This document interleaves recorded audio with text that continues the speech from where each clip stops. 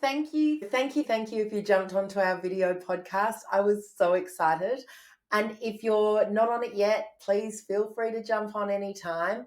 Or if you just prefer to put your earbuds in and listen to us, here we are.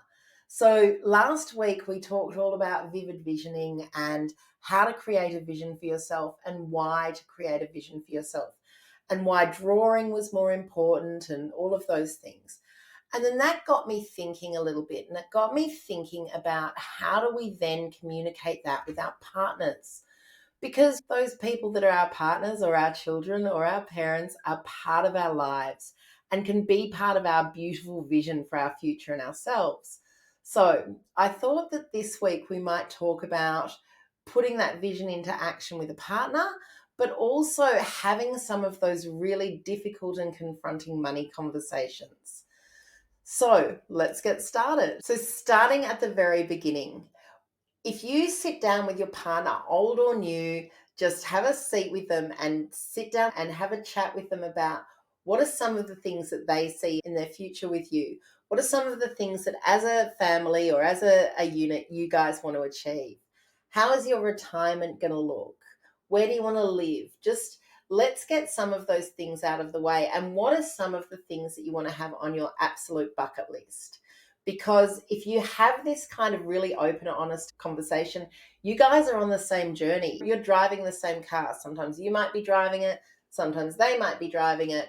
But having those conversations as a constant in your relationship of where you want to go or what you want to do over the next few years can be really fun. And it can really give you a sense of shared values and shared goals. So jump into those conversations as easy as they are and create that vision. But then there's the more difficult conversations that come up, I think, with partners and particularly new partners. So this week, I had a request from Ella who really wanted to understand a little bit more of where she was at and what she should be doing with her new partner as far as having those really difficult money conversations. Hi, my name's Ella. I'm 45. I'm very excited to be in a new relationship that is getting serious.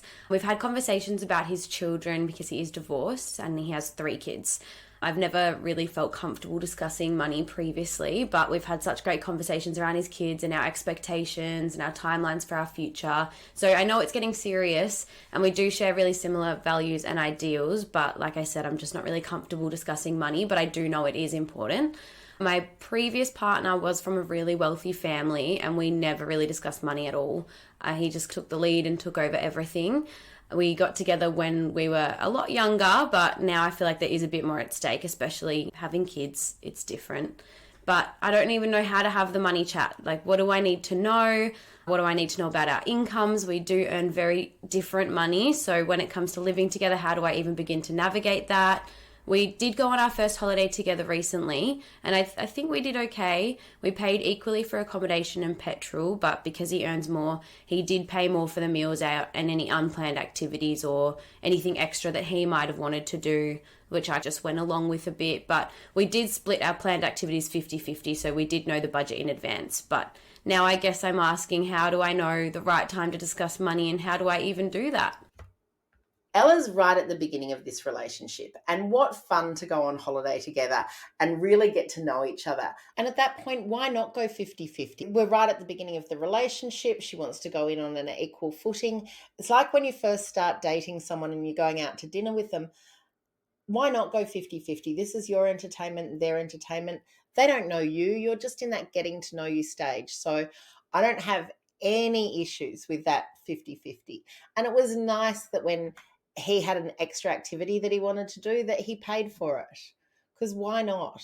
But yeah, I see nothing wrong with the 50-50. Now, that's very different from living together.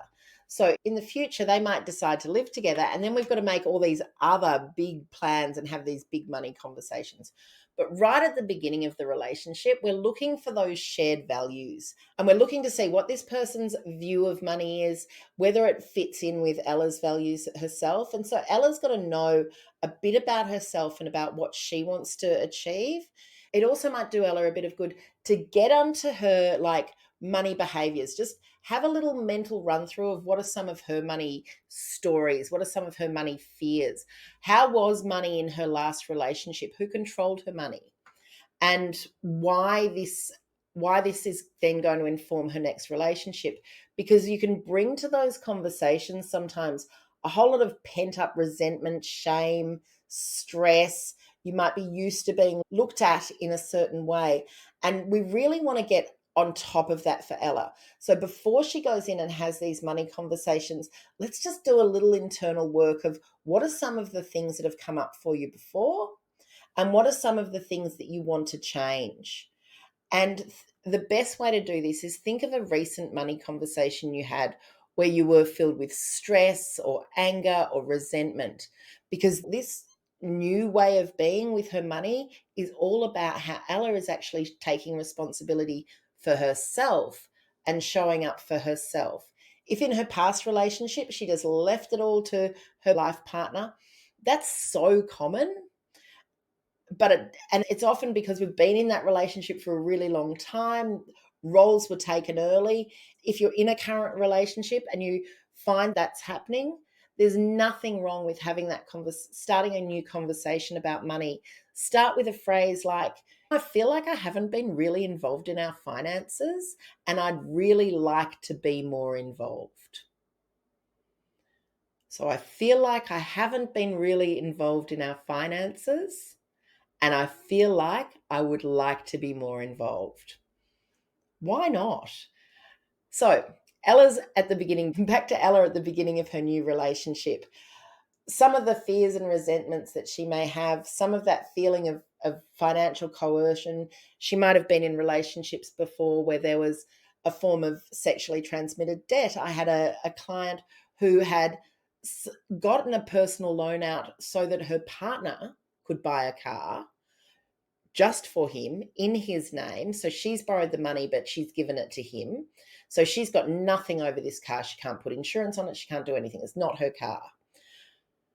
He has a car accident.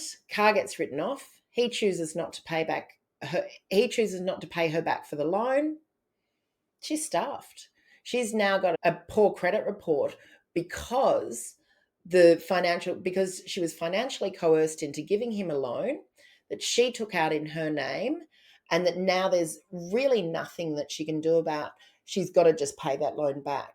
Now, I have to say there are some lenders that are getting more and more aware of this, and it's worth it. If you ever find yourself in that position, please have a conversation with either a please have a conversation with your lender or with your bank, because seriously, now financial coercion in my state in Victoria is considered a form of family violence, and it's something that we see all the time, and it is something that lenders are starting to act on. So difficult as it is, these money conversations are actually really important. And they're really important because, well, one, as women, we need to stand in our own power around money. We really do. We don't want to be in a position where we're being financially coerced or we're taking on sexually transmitted debt, because something like 67% of people in WA felt like they'd been financially coerced at some point in their lives.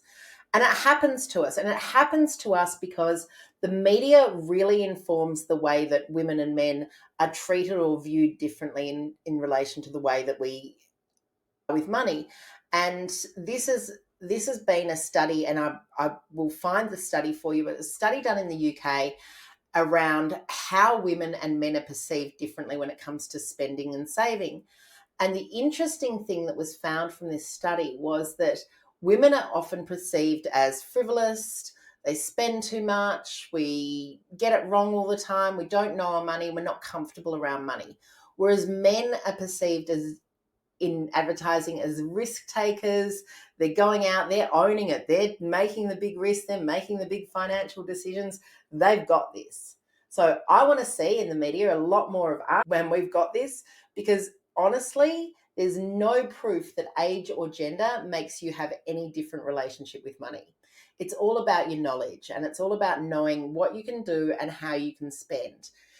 You know that we do courses, right? So we've got the $49 mini money makeover. If you're feeling a bit financially stressed or stretched at the moment, it's a really good one to jump onto and just refresh some of those skills. It gets your mindset right, it gets you some practical skills on setting up your money, and it gives you a little exercise on goal setting. But back to Ella, who's may have felt a little bit like the junior person in the relationship with money earlier. She now wants to stand in her own power. And so getting rid of some of those fears and resentments and things that she's had in the past is her very first step. Her next step is starting to find out, either by stealth or by design, a little bit about her new partner. Like, how long have they had their job for? What else are they doing? How are they with money? What are we watching them spend or earn, or how do they seem with money? Do they seem really tight and they don't like to go out and they don't like to spend any money? Or are they quite generous, or are they somewhere in between? And then what's Ella like? Is she really likes to hold on to her money and she's a bit stressed about the whole thing? Or does she like to go out and enjoy herself and have fun and not worry about it sometimes? So somewhere in between those things is where most people are going to land. We all have moments of money stress, but we also have moments of just going out and enjoying ourselves, because that's what life is. It's the balance between that we want to look for, and the balance between that lines up with the values. So when do we have this conversation? As I said, you start having it as soon as you start seeing someone, because you're asking them questions about really getting curious about them. But then there's a moment in your relationship when it starts to get serious, when things are, you can see the change. You're starting to turn, you're starting to talk far into the future. You're starting to make big plans together. One of them for Ella was that her partner was starting to talk about introducing their children to each other. And those sort of things are big. They're big things to do. So as we're talking that big thing, let's have a little bit of chat about money. Let's start with our money stories. Let's start with how money was in our house and as we were growing up, and some of the things that we learned about money, or some of the things that we think about money. And then let's move on to, what are some of our dreams, visions, goals, aspirations? And then in the middle of that is, what's our current situation? Where are we now? Have we got a lot of credit card debt? What's the child support arrangements for both of us? What are we doing with our money on a day-to-day basis?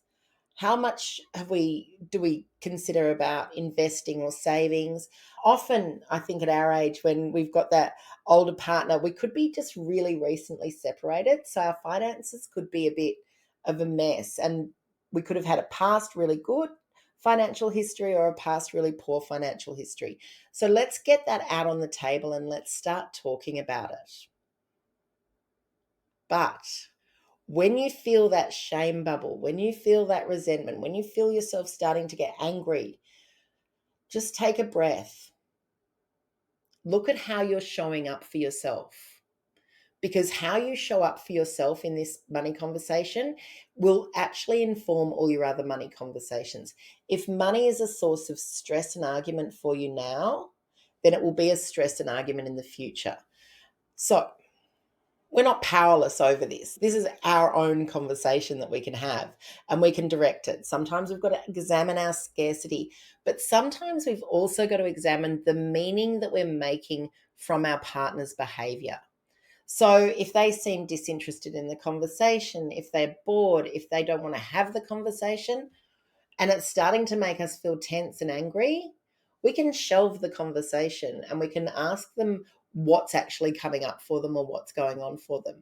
Let's dig deep into our partner's money story, because they're not psychic. They can't see into your head and you can't see into their head.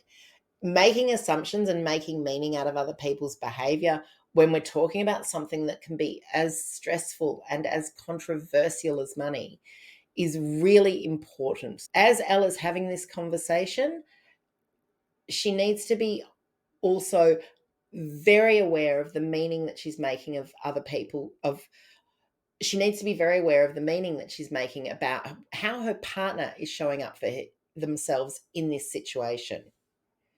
There's a lot going on here. There's the way that we are about money, There's all our media and influences from society. There's our family stories, and there's also our own opinions and experiences. So, what we do in life is we make very quick decisions. It helps us, it keeps us safe. We make really quick decisions about all sorts of things. So, that gives meaning to those things that may not necessarily be attached to it. If you've read Thinking Fast and Thinking Slow by Kahneman, that's what I mean. It's thinking fast, so making those really snap decisions that bring up a lot of our bias and a lot of our stories. That a lot of these things have been informed by our childhood and our own situations and aren't necessarily true. We just believe them to be true. So, very importantly, as we're having money conversations that can bring up these really deep emotions, is that we notice in ourselves, are we thinking fast here? Are we just making assumptions? Are we giving things meaning that it doesn't have? Or can we take a moment? Can we look at what's actually coming up for someone? And can we perhaps even just ask them more questions about what's going on for them? Ask them questions about, I don't agree with that. I think that we need to save more money, for instance. Can you tell me why you think that's the case? Why do you think this? In one of the business books I read, I can't remember what it was, but it was a really good business book when I first started back at work as a single mum back 100 years ago. And it asks, when you make those assumptions, it said, this business book said to me, go through the 5 whys. Ask why that person's doing that. Ask why again and ask why again. So really dig deep to get some meaning out of some really dig deep to get the truth out of what they're meaning rather than just making meaning about it, because that's our tendency. So that really practical conversation starts to be had. It might start over days, it might be a big sit down. Whatever way you decide to have that conversation, get your finances out in the open when you're in that part of the relationship where you can see that things are moving to the next level. And so the next part of Ella's question is, what does she do about the fact that she earns so much less than her new partner? And how's that going to inform them living together? So they've got a whole lot of decisions to make there about where they live and how they live and are they buying or renting. But one of the simplest things to do in the situation where there's a big disparity in what you're earning, and I have to say here, like, this happens all the time. At the moment, Ella's trying to study. She's doing her psychology degree. She's really got into the study. So she's only working part time, whereas partner's working full time. There's a big difference in income at the moment, but that's going to change in the future, right? So for now, if they live together, I would be talking about the percentage income split. So I did this with clients a couple of years ago because he was going mental about how much she was spending and how she wasn't able to look after her money. She was getting really stressed about her spending. But what actually turned out to be happening was that he earned 3 times what she earned. This is serious. Like, he was getting all the overtime and doing all the things, and he thought they roughly earned the same, which actually was nearly true, because on his base income plus her base income, they did earn nearly the same. But he got heaps of extras and allowances and overtime because of the work that he did. So when we looked at their actual income rather than their salaries, it made a big difference to what he was bringing in. So it was easier for him to spend than it was for her to spend, because he just earned more. So what we did for them is the percentage income split. So we said, okay, you're earning a third of what he's earning. You can spend on all the household bills, on all the shared expenses. You go 1/3, 2/3. It's easy. It's easy. It works really well. And it's only for those things. So if you start doing things about going out or following your dreams, there should be sufficient funds left over from the way that you've done your living expenses to enable you to do whatever it is you want with your money. And we all need a little bit of money to call our own.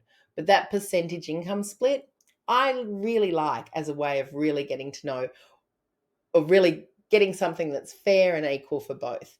The conversations around what sort of home you live in, creating that vision together, they can come into that conversation as well, so that you can make decisions about where you want to live, how the study, for instance, that she's doing now is going to inform her future, so that Ella's new partner and her can walk into something feeling like equals, even though they're not giving an equal contribution. Does that make sense? I really like it as a way of doing things. So there's a thought. That way everyone can live the life that they want to. So having the conversations, yes, it can be awkward. Yes, you might get a whole lot of bubbling resentment. Manage yourself. Know what it is that you're thinking and feeling, like actually inform your decisions. Ask questions about what's coming up for the other person rather than making meaning about it. And have open conversations, so that when you start to talk about the big life changes like living together, your situation is clear. Because the flip side of that is they could choose not to live together until they were earning equally. These are life decisions that can be made along the way in your relationship whenever you want to. And it's all up to you and how you want things to go. Remember, when things get a bit tough, take a deep breath, hands on hips, stand in your power, and really the most important thing that you're doing right now is making sure that you enjoy the journey. Particularly, I'm going to see you again next week, so can't wait to talk about how to start your business. What do you need to start your business? And later today, for a podcast in the future, I am actually interviewing the amazing Jules Brooks, and I cannot wait for this. For those of you that don't know Jules, have a look into her. She's the boss, and her amazing network of women that she started during COVID. She's a dear friend, and I am really excited about this interview. So that'll be coming to you soon. Thing that we talk about on the podcast is intended to be educational, and it's general in nature. It's not taking into account your personal circumstances. So always seek advice.